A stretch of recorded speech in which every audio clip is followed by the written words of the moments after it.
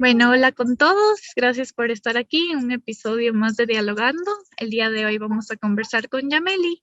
Yameli, no sé si puedes introducirte un poco de lo que haces, lo que nos puedes contar. Claro, muchas gracias, Dome. Muchas gracias a este espacio por tenerme acá esta tarde, ¿no?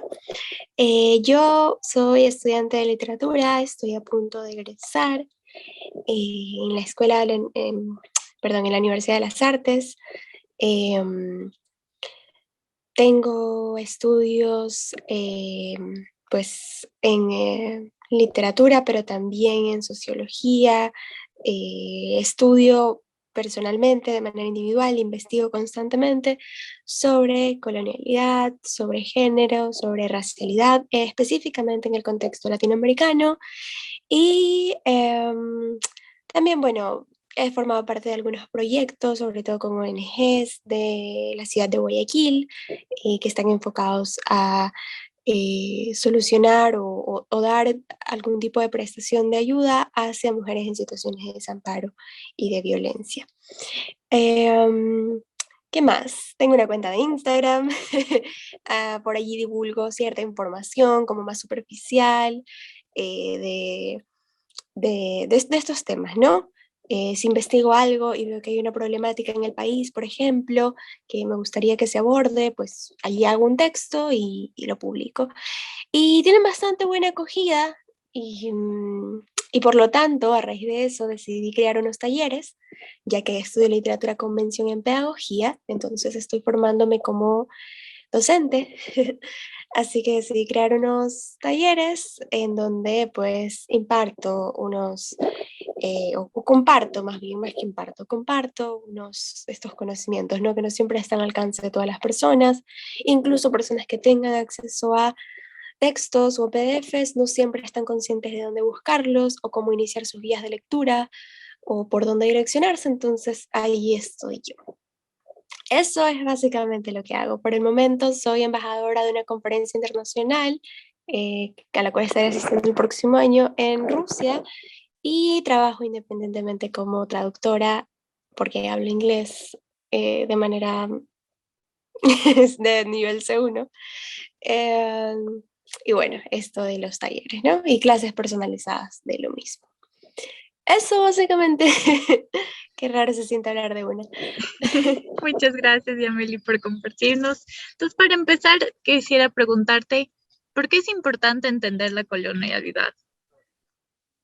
Dale. Primero tal vez podríamos empezar eh, explicando qué es, una breve explicación, ¿no? De qué es la colonialidad para entender por qué es importante pensar de manera decolonial las cosas. La colonialidad, según el autor que de alguna manera la definió o la puso en el ámbito académico y por lo tanto en los saberes colectivos de manera más profesional, fue Aníbal Quijano.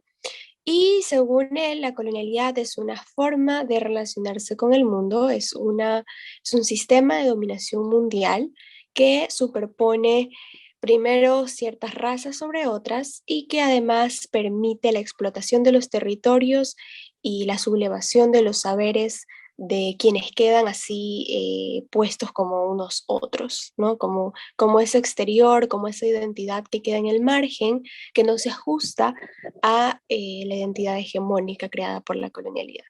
Entonces sus saberes, sus territorios, sus identidades y sus economías se verán siempre afectadas y se verán sistémicamente afectadas además por el Estado, por la familia, por la iglesia, por las instituciones de poder en general. Entonces esa es la colonialidad, es una manera eh, de pensar en torno al mundo como si se tratase de una supremacía blanca, de una explotación de unos cuerpos sobre otros y del total aniquilamiento de los recursos naturales sobre el capital o los recursos económicos, ¿no? Entonces hay un montón de cosas ahí involucradas, hay un montón de luchas que están ahí involucradas, por supuesto, la lucha ambiental, la lucha de las mujeres, porque los cuerpos de las mujeres en la colonialidad son constantemente explotados, sobre todo de las mujeres no blancas, es decir, de las mujeres racializadas, y todavía más de las mujeres negras e indígenas. Está la lucha, por supuesto, de clases, porque la colonialidad es explotadora en cuanto a la clase, y en general, ¿no? Todo eso es lo que abarca la colonialidad del saber y del poder. Entonces, ¿por qué es importante pensar de manera decolonial? Justamente porque esto es un sistema de dominación. Entonces, más que importante, es cada vez más ineludible. O sea, es cada vez menos, eh, podemos prescindir menos de pensar decolonialmente, porque lo que la colonialidad hace es asesino, es violador, es explotador. Entonces, el mundo, en gran parte, se está yendo a la ruina de muchas maneras. Estamos en unos tiempos de catástrofes climáticas, de catástrofes sociales, justamente a propósito de la colonialidad. Entonces, es importante porque, bueno, si queremos seguir existiendo en el mundo tal y como lo conocemos, necesitamos pensar de maneras decoloniales. Es urgente, es algo a lo cual ya no le podemos escapar. Y porque o sea, es eso o acabamos con todos. Y no es solo con nosotros, acabamos con absolutamente todo. Entonces, es importante porque debemos hacerlo, porque debemos pensar de otras maneras, debemos tejer desde otras perspectivas. Y solo así lograremos construir cambios. Claro. ¿Y qué definirías tú como teoría decolonial y cómo crees que podemos aplicarla en ámbitos de nuestra vida, tanto educativos como personales? Claro, mira, Rita Segato, una pensadora de la colonialidad también argentina, ella dijo algo súper importante en una entrevista y fue, no podemos, por ejemplo, hacer de colonial la academia, porque la academia es colonial en sí misma. Lo que podemos hacer es crear perspectivas decoloniales dentro de la academia. Eso es lo más aspirable dentro de lo que se puede hacer desde la lucha decolonial. Entonces, no es que se puede acabar con todo aquello que nos ha dado la colonialidad, porque sería acabar con absolutamente todo, sería acabar con las familias, sería acabar con los hospitales, sería acabar con la ciencia, porque las personas no se imaginan hasta qué punto la colonialidad está insertada en los circuitos sociales y en el imaginario colectivo. Las personas solo no se imaginan, no tienen eh, una idea de cuán hondo ha calado ese pensamiento y ese ideario en la mente de todas, todos y todas. Entonces, sería realmente una tarea tal vez imposible y posiblemente infructífera. Entonces, lo que podemos hacer es empezar ya que tenemos ciertas cosas de base, ya que tenemos una ciencia, ya que tenemos familia, ya que tenemos libros, ya que tenemos entretenimiento, ya que tenemos todas esas cosas que bien o mal fueron heredadas y se han construido y establecido bajo los márgenes de la colonialidad, ¿qué hacemos con ellas? Las repensamos, las volvemos a crear, las analizamos desde sus fracturas. Y eso es lo que se puede hacer. Eso es lo que se puede hacer en la vida íntima, en la vida social, en la vida académica, en la vida laboral, encontrar nuevas maneras. Ya que tienes esa herramienta, pues encuentras perspectivas desde las franjas, desde esos márgenes que mencionaba en un momento, ¿no? Entonces, de esa manera se puede implementar.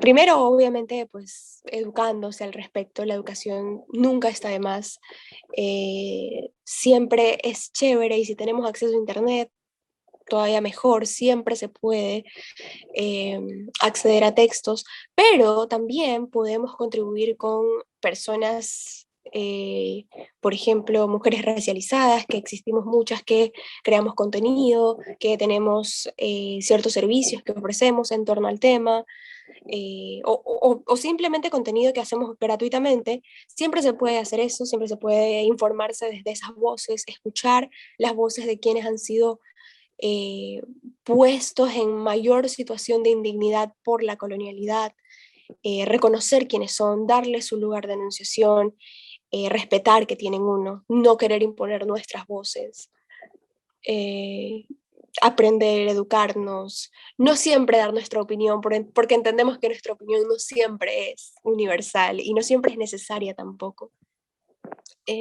A veces en los procesos decoloniales mucho tiene que ver con la escucha del otro, más que con el habla que yo podría tener. Entonces, por ahí puedes ir creando como situaciones donde una comunicación decolonial suceda, desde el respeto a la diferencia y el realce a la diferencia, el entender que quien es otro y quien es distinto no es menor y sobre todo necesita un lugar de denunciación y de denuncia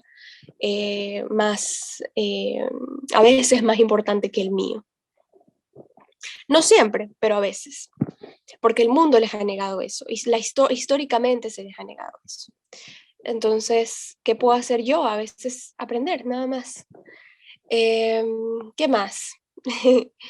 eh, Tener una postura crítica constantemente con respecto a, pues sí, cómo estamos consumiendo. Y con consumo me refiero a consumir comida, consumir ropa, consumir entretenimiento, consumir libros, consumir películas, consumir canciones, todo aquello que sea algo de consumo, que estamos ingiriendo de manera simbólica o de manera material, también es algo que podemos estar alertas. Porque sí, por ejemplo, desde el pensamiento decolonial, obviamente, como decía, la lucha ambiental está insertada, entonces yo soy una persona decolonial, pero a veces me toca comprar en Pull and Bear, o sea, y no puedo hacer otra cosa, porque es lo que tengo al alcance y no lo hago siempre, pero no puedo tampoco martillarme.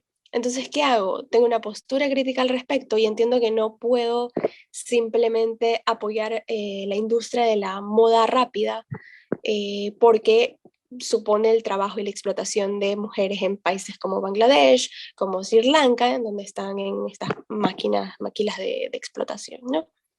Entonces, ese tipo de cosas, estar consciente de eso, estar consciente es como el primer paso. Tener una postura crítica, tener una postura de esto no me va a ser cómodo, incomodarse un poquito, hacerse las cosas un poquito más difíciles, es necesario. No todo el mundo está dispuesto, no todo el mundo quiere, pero es necesario. A veces sentirse un poquito mal es necesario para que el cambio suceda.